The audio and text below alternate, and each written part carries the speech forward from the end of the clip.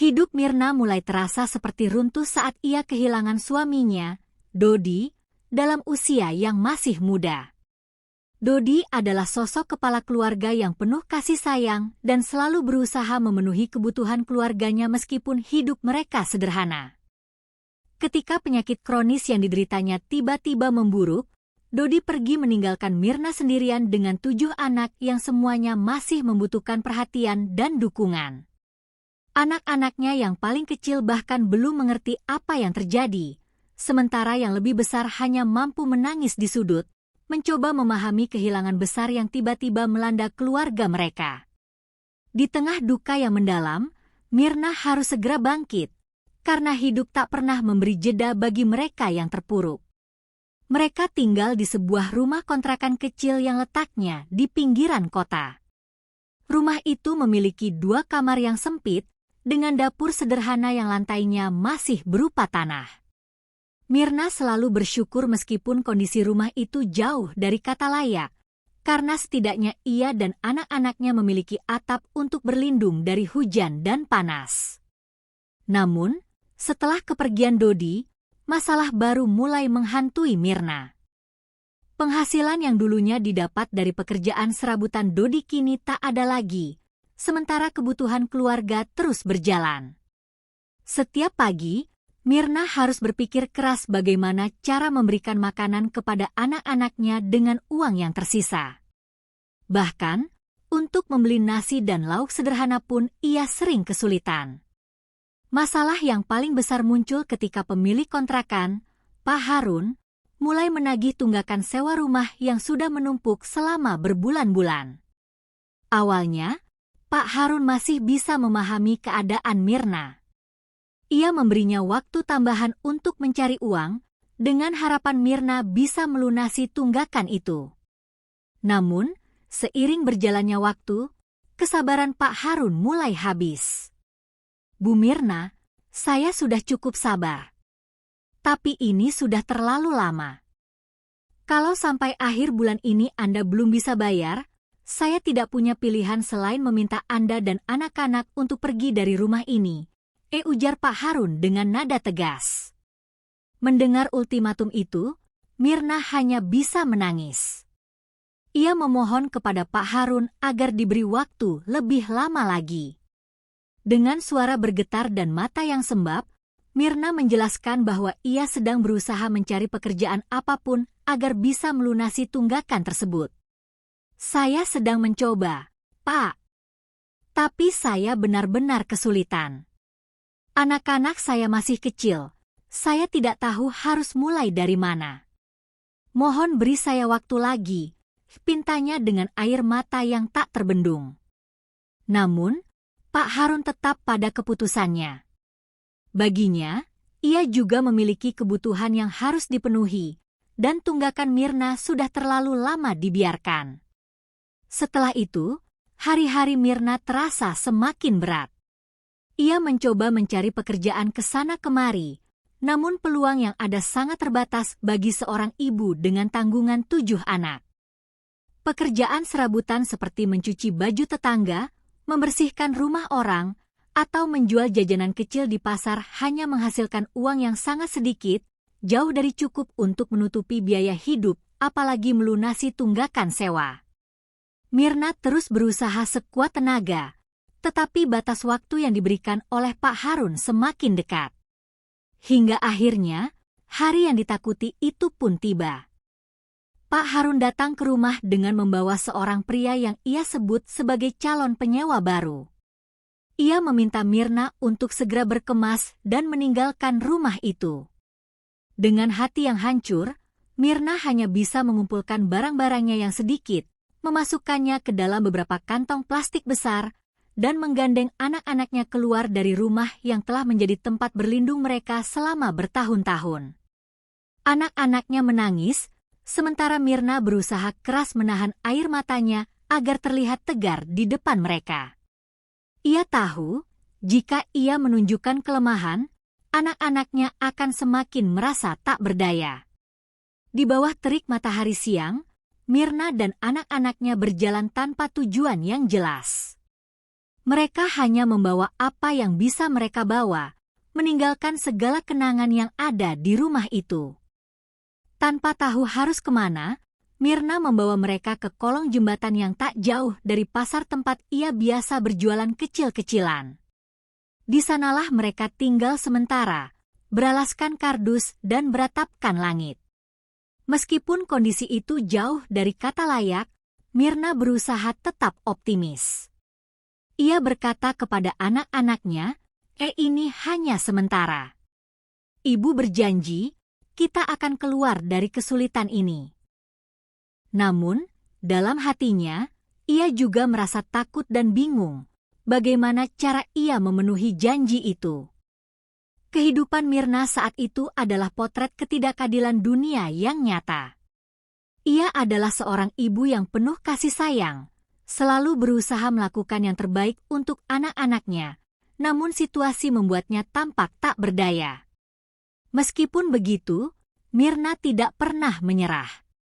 Ia percaya bahwa Tuhan pasti memberikan jalan keluar bagi mereka yang tidak berhenti berusaha.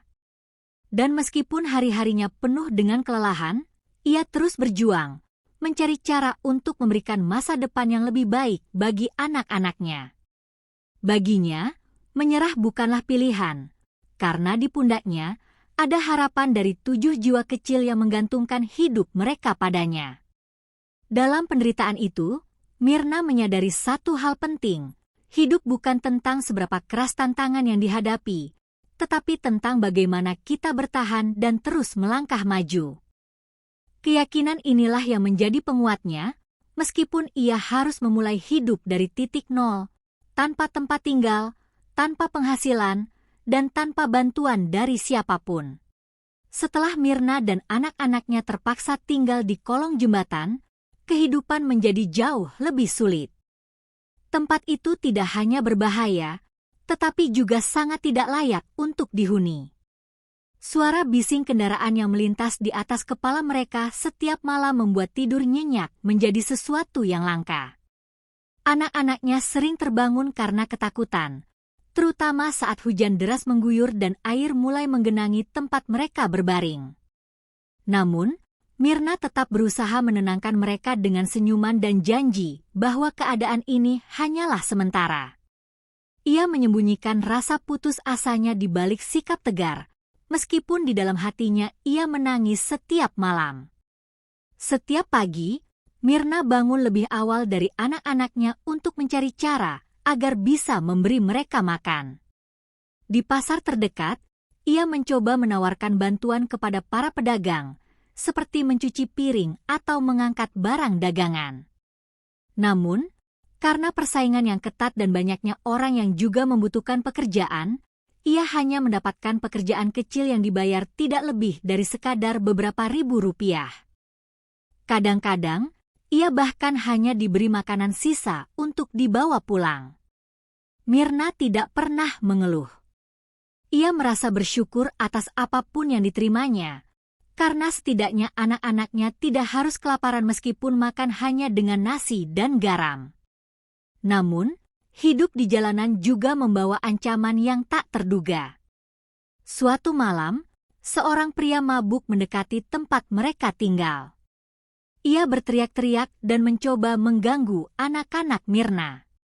Dengan keberanian yang luar biasa, Mirna berdiri di depan pria itu, melindungi anak-anaknya meskipun tubuhnya gemetar ketakutan. Ia memohon kepada pria itu untuk pergi dan tidak mengganggu mereka. Beruntung, beberapa orang yang lewat melihat kejadian itu dan segera membantu mengusir pria tersebut. Setelah kejadian itu, Mirna semakin sadar bahwa ia harus segera menemukan tempat yang lebih aman untuk anak-anaknya. Namun, mencari tempat tinggal baru tanpa uang sama sekali adalah hal yang hampir mustahil. Di tengah kesulitan itu, Mirna terus memikirkan cara untuk keluar dari situasi yang sulit. Ia mulai mencoba berjualan kecil-kecilan di pasar. Dengan uang hasil kerja serabutannya, ia membeli beberapa kantong plastik berisi kerupuk dan permen untuk dijual. Mirna membawa anak-anaknya bersamanya setiap hari ke pasar. Anak-anak yang lebih besar membantu menjajakan barang dagangan kepada para pembeli, sementara yang lebih kecil duduk di sudut pasar dengan tatapan polos yang memancarkan rasa lelah. Meskipun hasil penjualannya tidak banyak, Mirna merasa bangga karena setidaknya ia mulai menemukan cara untuk menghidupi keluarganya tanpa harus mengandalkan belas kasihan orang lain. Selama berbulan-bulan, Mirna menjalani hidup seperti ini, tidur di bawah jembatan dan bekerja keras sepanjang hari. Orang-orang di pasar mulai mengenalnya sebagai wanita yang tangguh dan penuh semangat. Beberapa pedagang bahkan memberikan bantuan berupa makanan atau uang kecil ketika mereka melihat kegigihan Mirna. Namun, bantuan itu tidak selalu datang, dan ada hari-hari di mana Mirna harus menghadapi kenyataan pahit bahwa ia tidak memiliki cukup uang untuk membeli makanan bagi anak-anaknya. Saat-saat seperti itu adalah yang paling menyakitkan bagi Mirna, karena tidak ada hal yang lebih menyedihkan bagi seorang ibu daripada melihat anak-anaknya kelaparan. Suatu hari, seorang wanita paruh baya bernama Busari, yang merupakan pedagang sayur di pasar, memperhatikan keadaan Mirna dengan lebih cermat. Ia melihat bagaimana Mirna bekerja keras setiap hari tanpa mengeluh, meskipun kondisi hidupnya sangat sulit. Busari mendekati Mirna dan mulai mengobrol dengannya. Dalam percakapan itu, Mirna menceritakan sedikit tentang kehidupannya, termasuk bagaimana ia kehilangan rumah kontrakan dan harus tinggal di jalanan bersama anak-anaknya. Busari merasa iba mendengar cerita itu, tetapi juga kagum dengan semangat Mirna. Melihat potensi Mirna yang gigih, Busari menawarkan pekerjaan yang lebih stabil di kios sayurnya. Ia meminta Mirna untuk membantunya menjaga kios setiap pagi, sementara anak-anak Mirna bisa bermain di sekitar pasar. Sebagai gantinya, Busari akan memberikan gaji harian serta makanan untuk Mirna dan anak-anaknya. Tawaran itu seperti cahaya di tengah kegelapan bagi Mirna. Ia menerima pekerjaan itu dengan penuh rasa syukur dan mulai bekerja di kios Busari keesokan harinya. Pekerjaan di kios sayur memberikan sedikit stabilitas bagi kehidupan Mirna. Dengan penghasilan yang lebih pasti, ia mulai menyisihkan uang untuk menyewa kamar kecil di rumah kos yang sederhana. Meskipun kamar itu sangat sempit, Mirna merasa lega karena akhirnya anak-anaknya memiliki tempat yang lebih layak untuk tidur. Tidak ada lagi suara bising kendaraan atau ancaman bahaya dari orang-orang tak dikenal. Di kamar kecil itu, Mirna dan anak-anaknya merasa aman untuk pertama kalinya setelah berbulan-bulan hidup di jalanan. Perubahan kecil ini memberikan harapan baru bagi Mirna. Ia mulai merancang rencana untuk masa depan, seperti menyekolahkan anak-anaknya dan meningkatkan usahanya di pasar. Mirna tidak pernah kehilangan keyakinan bahwa kerja keras dan doa akan membawa mereka ke kehidupan yang lebih baik. Bagi Mirna, setiap langkah kecil yang ia ambil adalah bukti bahwa ia tidak menyerah pada kesulitan hidup, dan bahwa cinta seorang ibu memiliki kekuatan untuk melampaui segala rintangan. Dalam setiap tantangan yang ia hadapi, Mirna menemukan pelajaran berharga tentang ketangguhan dan keberanian. Ia menyadari bahwa hidup tidak selalu adil, tetapi ia percaya bahwa Tuhan selalu memberikan kekuatan bagi mereka yang mau berjuang. Meski perjalanan hidupnya masih panjang, Mirna merasa bahwa ia berada di jalur yang benar menuju masa depan yang lebih baik. Apapun yang terjadi, ia tahu bahwa ia memiliki alasan yang kuat untuk terus melangkah, cinta tanpa syarat untuk anak-anaknya. Waktu berlalu, dan meskipun Mirna sudah mulai sedikit lebih mapan berkat pekerjaan di kios Busari, rasa sakit karena diusir dari kontrakan masih membekas dalam ingatannya. Namun, dia selalu berusaha menutup rapat-rapat luka itu, agar anak-anaknya tidak melihat kesedihan yang dia rasakan. Dalam pikirannya, ia hanya ingin fokus untuk terus melangkah ke depan. Setiap pagi, Mirna bangun lebih awal dari matahari terbit. Ia mempersiapkan anak-anaknya dengan seadanya, memastikan mereka mendapatkan sarapan meskipun hanya berupa nasi putih dengan garam atau gula. Kehidupan di rumah kontrakan kecil yang baru memang jauh lebih baik dibandingkan hidup di bawah jembatan. Tetapi Mirna tetap merasakan tekanan untuk menjaga kebutuhan keluarga tetap terpenuhi. Anak-anak Mirna juga memahami perjuangan ibu mereka. Mereka yang lebih besar mulai membantu semampunya. Ketika pulang sekolah, mereka akan bergabung dengan Mirna di pasar untuk membantu mengemas sayuran atau menjajakan barang dagangan. Anak-anak ini tumbuh menjadi pribadi yang kuat dan mandiri, terbentuk dari kerasnya kehidupan yang mereka jalani. Walaupun mereka tidak memiliki banyak, mereka selalu mensyukuri apa yang ada. Bahkan, ada momen-momen kecil yang membuat Mirna merasa bahwa segala usahanya tidak sia-sia. Tawa anak-anaknya, pelukan hangat mereka, dan ucapan terima kasih sederhana dari mereka setiap kali Mirna membawa pulang makanan adalah hadiah terbesar yang bisa ia dapatkan. Namun, di sisi lain, kenangan pahit tentang masa lalu terus membayangi pikiran Mirna. Ia tidak bisa melupakan bagaimana keluarga mereka pernah diusir dari kontrakan tanpa belas kasihan oleh pemilik kontrakan, Pak Ridwan. Perasaan dihina, direndahkan, dan tidak dihargai sebagai manusia membuat hati Mirna sakit.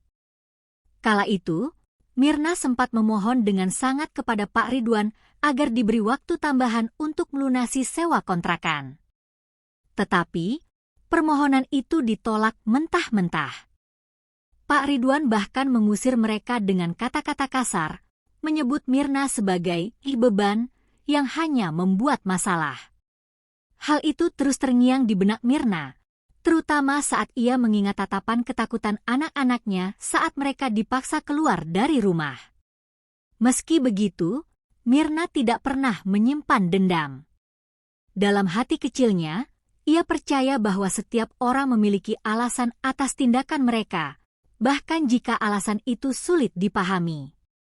Ia juga menyadari bahwa memaafkan adalah langkah pertama untuk bisa melangkah maju. Namun, luka itu terlalu dalam untuk sembuh dengan cepat. Setiap kali ia melewati jalan yang dulu menjadi tempat kontrakannya, ia merasa dada seolah sesak. Rasa malu dan hina yang pernah ia alami di depan anak-anaknya menjadi bayangan kelam yang sulit dihapus. Suatu hari, di tengah kesibukannya di pasar, seorang pria tua datang menghampiri kios Bu Sari. Pria itu terlihat lusuh, dengan langkah gontai dan wajah yang penuh guratan lelah. Awalnya, Mirna tidak mengenalinya. Tetapi ketika pria itu berbicara, suara itu terdengar begitu familiar. Dengan perlahan, Mirna menyadari bahwa pria tersebut adalah Pak Ridwan, mantan pemilik kontrakan tempat ia tinggal bertahun-tahun lalu. Hati Mirna berdegup kencang. Banyak emosi berkecamuk dalam dirinya, marah, kecewa, tetapi juga penasaran. Apa yang membuat Pak Ridwan datang ke pasar ini? Dan mengapa ia terlihat begitu berbeda dari yang ia ingat? Pak Ridwan tampak ragu-ragu sebelum akhirnya berbicara kepada Mirna. Dengan suara yang terdengar berat, ia meminta bantuan. Ternyata, hidup Pak Ridwan kini sangat berbeda dari sebelumnya. Setelah kehilangan kontrakannya karena bangkrut, ia tidak lagi memiliki penghasilan tetap. Anak-anaknya yang dulu ia banggakan sebagai orang sukses kini tidak peduli kepadanya, meninggalkannya sendirian untuk menghadapi hari tua yang penuh kesulitan. Dalam keadaan putus asa, Pak Ridwan datang ke pasar berharap mendapatkan pekerjaan atau setidaknya makanan untuk mengganjal perutnya. Melihat keadaan Pak Ridwan yang begitu memprihatinkan, Mirna merasa hatinya bergetar. Ia teringat akan hari-hari penuh perjuangan ketika ia dan anak-anaknya tinggal di jalanan. Ia tahu betul bagaimana rasanya tidak punya tempat untuk berlindung dan tidak tahu harus kemana mencari pertolongan. Meskipun kenangan pahit tentang perlakuan Pak Ridwan masih segar di ingatannya, Mirna memutuskan untuk menanggalkan semua rasa sakit itu. Ia tahu bahwa memaafkan bukan hanya tentang memberi orang lain kesempatan kedua, tetapi juga tentang membebaskan diri sendiri dari beban masa lalu. Dengan lembut, Mirna mengajak Pak Ridwan duduk di bangku kecil di dekat kios. Ia memberikan segelas air dan sepiring nasi yang sederhana, sesuatu yang dulu ia perjuangkan mati-matian untuk anak-anaknya. Pak Ridwan, yang awalnya terlihat canggung, akhirnya mulai bercerita tentang hidupnya. Ia mengungkapkan rasa penyesalannya atas apa yang pernah ia lakukan kepada Mirna dan keluarganya. Ia mengakui bahwa saat itu, ia terlalu egois dan mementingkan keuntungan tanpa memikirkan dampaknya pada orang lain.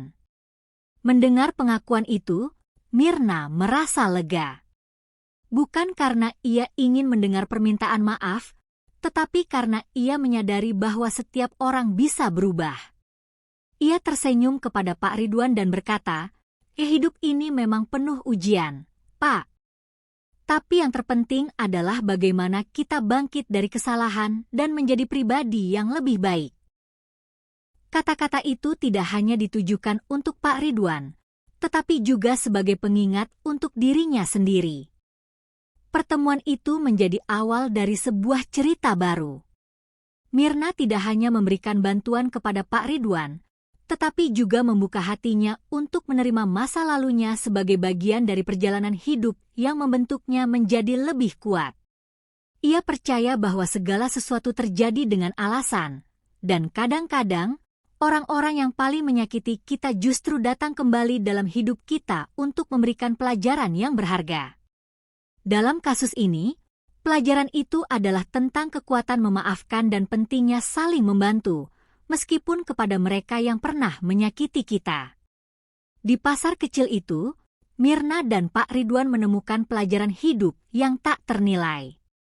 Mirna, yang dulunya adalah korban, kini menjadi sosok yang memberikan harapan. Dan Pak Ridwan, yang dulu keras hati, akhirnya belajar tentang arti rendah hati dan penyesalan.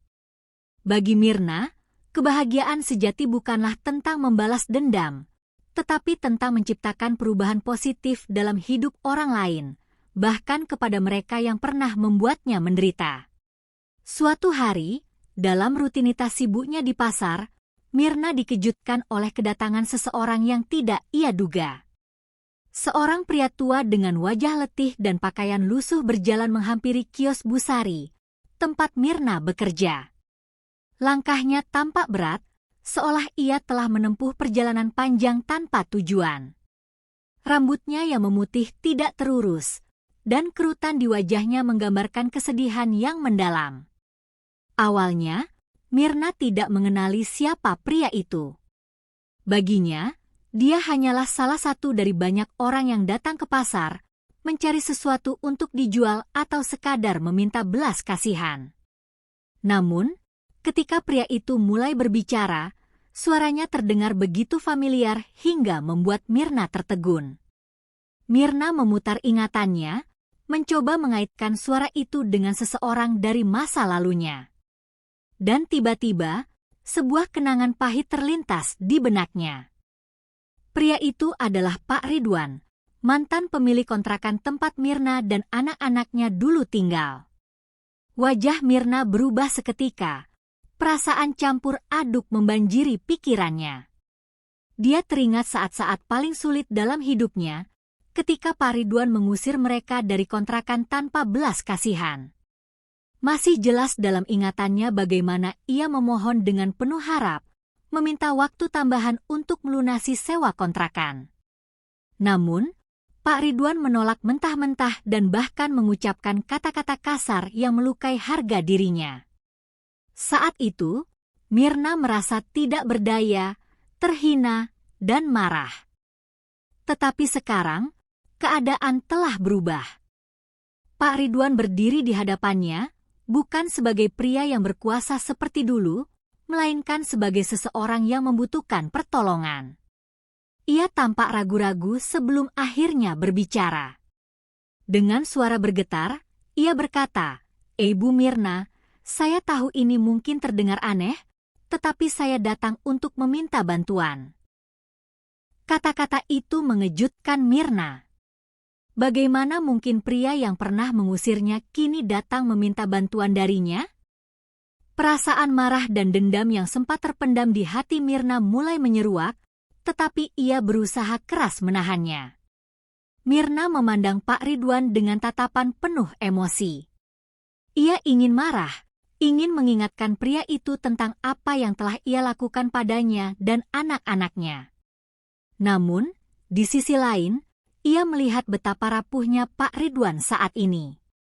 Wajahnya yang dulu penuh percaya diri kini dipenuhi kerutan kesedihan, dan matanya yang tajam kini tampak redup. Mirna tahu bahwa dendam tidak akan membawa kebaikan. Dalam hatinya, ia teringat ajaran yang selalu ia pegang teguh. Memaafkan adalah jalan menuju kedamaian. Pak Ridwan mulai bercerita tentang keadaannya yang sekarang.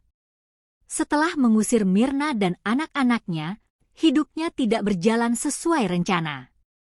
Ia kehilangan kontrakannya karena terlilit utang, dan usaha lain yang ia jalankan juga gagal. Anak-anaknya, yang dulu ia banggakan sebagai orang-orang sukses, ternyata tidak peduli padanya. Mereka memilih untuk menjalani hidup masing-masing, meninggalkan ayah mereka yang kini hidup sebatang kara. Dalam kondisi seperti itu, Pak Ridwan terpaksa hidup dari belas kasihan orang lain. Mendengar cerita itu, hati Mirna perlahan-lahan melembut. Ia tahu bagaimana rasanya kehilangan segalanya, merasa tidak berdaya, dan tidak tahu kemana harus pergi. Meski luka lama itu masih membekas, Mirna tidak ingin menjadi orang yang sama seperti Pak Ridwan dulu, orang yang menutup mata terhadap penderitaan orang lain. Dengan suara lembut, Mirna berkata, Pak Ridwan, mari duduk dulu. Saya akan ambilkan air dan sesuatu untuk dimakan.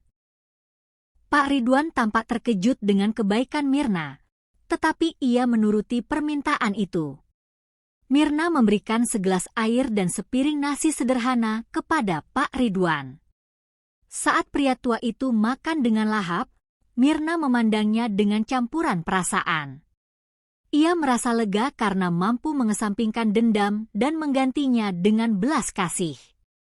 Dalam hati, ia tahu bahwa setiap orang berhak mendapatkan kesempatan kedua. Setelah selesai makan, Pak Ridwan mengucapkan terima kasih dengan suara penuh keharuan. Ia mengungkapkan rasa penyesalannya atas apa yang pernah ia lakukan kepada Mirna dan anak-anaknya. Ia mengakui bahwa saat itu, ia hanya memikirkan keuntungan tanpa mempedulikan orang lain. Mirna mendengarkan pengakuan itu dengan tenang. Meskipun ia tidak mengharapkan permintaan maaf dari Pak Ridwan, mendengar penyesalan itu memberinya rasa lega. Pak Ridwan, kata Mirna dengan suara lembut, hidup memang penuh ujian. Kadang-kadang kita melakukan kesalahan karena kita tidak tahu apa yang akan terjadi di masa depan. Yang penting adalah kita belajar dari kesalahan itu. Kata-kata itu bukan hanya ditujukan kepada Pak Ridwan, tetapi juga kepada dirinya sendiri. Pertemuan itu menjadi momen yang mengubah cara pandang Mirna tentang masa lalu. Ia menyadari bahwa memaafkan bukan berarti melupakan, tetapi menerima kenyataan dan melangkah maju dengan hati yang ringan. Baginya, membantu Pak Ridwan bukan hanya soal membalas kebaikan dengan kebaikan, tetapi juga soal membuktikan bahwa dirinya telah menjadi pribadi yang lebih kuat dan penuh kasih. Pak Ridwan, di sisi lain, merasa sangat bersyukur atas kebaikan Mirna. Ia tidak pernah menyangka bahwa seseorang yang pernah ia perlakukan dengan buruk akan menjadi orang yang menolongnya di saat ia terpuruk. Dalam hati, ia bertekad untuk berubah dan menjalani sisa hidupnya dengan lebih bermakna. Di pasar kecil itu, Mirna dan Pak Ridwan menemukan pelajaran hidup yang tak ternilai. Mereka berdua menyadari bahwa hidup adalah perjalanan yang penuh dengan lika-liku, dan setiap pertemuan, baik yang menyakitkan maupun yang indah, membawa pelajaran yang berharga. Bagi Mirna, Kebahagiaan sejati bukanlah tentang membalas dendam, tetapi tentang menciptakan perubahan positif dalam hidup orang lain. Sementara bagi Pak Ridwan, momen itu menjadi titik balik untuk belajar tentang rendah hati dan pentingnya menghargai orang lain. Hari itu menjadi momen yang tidak akan pernah dilupakan oleh Mirna maupun Pak Ridwan. Setelah makan dan berbicara singkat, Pak Ridwan menyampaikan sesuatu yang membuat Mirna semakin terharu. "Bu Mirna, saya tidak punya apa-apa lagi. Saya datang ke sini bukan hanya untuk meminta bantuan materi, tetapi juga untuk meminta maaf. Saya tahu, selama ini saya telah salah besar, dan saya sadar, mungkin sudah terlambat untuk menebus semua itu," ujar Pak Ridwan dengan suara parau, nyaris berbisik. Ia menunduk dalam-dalam, seakan tidak sanggup menatap mata Mirna. Mirna terdiam sesaat, mencoba mencerna kata-kata itu. Permintaan maaf yang tulus seperti ini tidak pernah ia harapkan sebelumnya. Dalam hatinya, ia merasa ada rasa lega yang perlahan-lahan mengalir. Selama bertahun-tahun, Mirna menyimpan rasa sakit karena perlakuan Pak Ridwan. Bukan hanya rasa malu akibat diusir dari kontrakan, tetapi juga kesulitan besar yang harus ia alami bersama anak-anaknya. Namun, hari itu, ia menyadari bahwa menanggung beban dendam hanya akan menghambat dirinya untuk maju. Dengan suara yang tenang, Mirna akhirnya berkata, Pak Ridwan, saya memaafkan Bapak. Hidup memang tidak selalu mudah, tetapi kita semua diberi kesempatan untuk memperbaiki diri." Pak Ridwan terkejut mendengar kata-kata itu. Ia tidak pernah menyangka Mirna akan memberikan maaf dengan begitu tulus. Air mata mulai membasahi pipinya, dan ia berulang kali mengucapkan terima kasih. "Bu Mirna, terima kasih. Saya tidak layak mendapatkan kebaikan ini. Tetapi Anda membuktikan bahwa hati manusia bisa jauh lebih besar daripada rasa sakitnya," ujarnya dengan mata berkaca-kaca. Ia kemudian menceritakan bagaimana kehidupannya berubah drastis sejak kehilangan kontrakannya. Semua harta yang ia miliki habis dalam waktu singkat karena kesalahan dalam pengelolaan. Ketika ia mulai bangkrut, anak-anaknya tidak lagi peduli padanya, meninggalkannya sendirian menghadapi penderitaan. Mendengar cerita itu, Mirna merasa simpati. Meski Pak Ridwan dulu menjadi penyebab salah satu babak tersulit dalam hidupnya, kini ia melihatnya sebagai seorang manusia yang sedang menghadapi ujian hidup. Mirna mengerti bahwa semua orang bisa melakukan kesalahan, dan kadang-kadang hidup mengajarkan pelajaran dengan cara yang keras. Ia pun mengingat saat-saat di mana ia merasa tidak ada harapan, tetapi tetap berusaha bangkit demi anak-anaknya. Ia menyadari bahwa kebaikan hati dan pengampunan adalah bagian dari kekuatan yang telah membawanya hingga titik ini. Pak Ridwan, dengan nada suara yang penuh penyesalan, berkata, "Bu Mirna, saya tidak tahu harus kemana lagi. Tidak ada yang mau menampung saya. Saya tidak punya keluarga lagi yang peduli. Saya datang ke sini dengan harapan kecil, karena saya tahu saya telah berbuat salah kepada Anda. Tetapi kebaikan Anda hari ini sungguh membuat saya merasa masih ada harapan untuk hidup." Kata-kata itu membuat Mirna tersentuh. Ia merasa bahwa dirinya telah diberi kesempatan untuk tidak hanya membantu Pak Ridwan, tetapi juga untuk memberikan pelajaran berharga kepada anak-anaknya tentang arti memaafkan. Setelah berbincang lebih lama, Mirna akhirnya menawarkan bantuan kepada Pak Ridwan. Ia mengizinkan pria itu tinggal sementara di sebuah kamar kosong kecil di belakang kios tempat ia bekerja. Meskipun sederhana, kamar itu cukup layak untuk beristirahat. Pak Ridwan terkejut dan nyaris tidak percaya atas kebaikan Mirna. Dengan mata berkaca-kaca, ia berkata, terima kasih, Bu Mirna. Saya tidak tahu bagaimana cara membalas kebaikan ini. Saya berjanji, Saya akan menjaga kepercayaan ini dan membantu semampu saya. Hari-hari berlalu, dan hubungan antara Mirna dan Pak Ridwan perlahan-lahan berubah. Dari awalnya yang canggung, mereka mulai saling membantu dalam kehidupan sehari-hari. Pak Ridwan, meskipun sudah tua, menawarkan diri untuk membantu di kios, mulai dari membersihkan hingga mengatur barang-barang dagangan. Ia ingin menunjukkan bahwa dirinya tidak hanya menerima kebaikan, tetapi juga ingin berkontribusi. Anak-anak Mirna, yang awalnya merasa ragu terhadap kehadiran pria itu, akhirnya mulai menerima keberadaannya. Mereka melihat bagaimana ibunya mengajarkan tentang nilai-nilai kebaikan dan pengampunan, bahkan kepada orang yang dulu menyakitinya. Pak Ridwan pun perlahan-lahan berubah. Ia menjadi lebih rendah hati dan berusaha keras untuk menebus kesalahan masa lalunya. Dalam waktu singkat, ia mulai merasa seperti bagian dari keluarga kecil Mirna. Meskipun tidak ada yang bisa mengembalikan masa lalu, Pak Ridwan merasa bahwa dirinya telah menemukan tempat di mana ia dihargai sebagai manusia.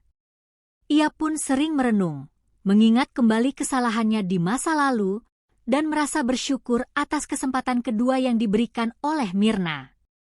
Bagi Mirna, keputusan untuk membantu Pak Ridwan bukanlah keputusan yang mudah. Ia harus mengalahkan ego dan perasaan sakit hati yang selama ini ia pendam. Tetapi melihat bagaimana kebaikan kecilnya membawa perubahan besar dalam hidup seseorang, ia merasa bahwa semua itu sepadan. Mirna percaya bahwa hidup adalah tentang bagaimana kita memperlakukan sesama, meskipun mereka pernah menyakiti kita. Pengampunan bukan hanya soal memaafkan orang lain, tetapi juga membebaskan diri dari beban masa lalu. Kisah ini pun menjadi pelajaran berharga bagi semua orang di sekitar mereka. Para pedagang di pasar mulai melihat bagaimana perubahan sikap Pak Ridwan yang dulu sombong kini menjadi sosok yang rendah hati. Mereka juga belajar dari keteguhan hati Mirna yang mampu mengesampingkan rasa sakit demi memberikan kesempatan kedua kepada orang lain. Perlahan-lahan, kisah ini menyebar di desa, menjadi inspirasi bagi banyak orang. Di akhir hidupnya, Pak Ridwan merasa damai. Ia merasa telah menebus sebagian kesalahannya dan menemukan makna hidup yang sebenarnya. Bagi Mirna, perjalanan ini adalah bukti bahwa memaafkan dan membantu sesama adalah kekuatan terbesar yang dimiliki manusia. Dalam setiap langkahnya, ia mengingatkan dirinya bahwa kebaikan kecil bisa membawa perubahan besar dalam hidup seseorang.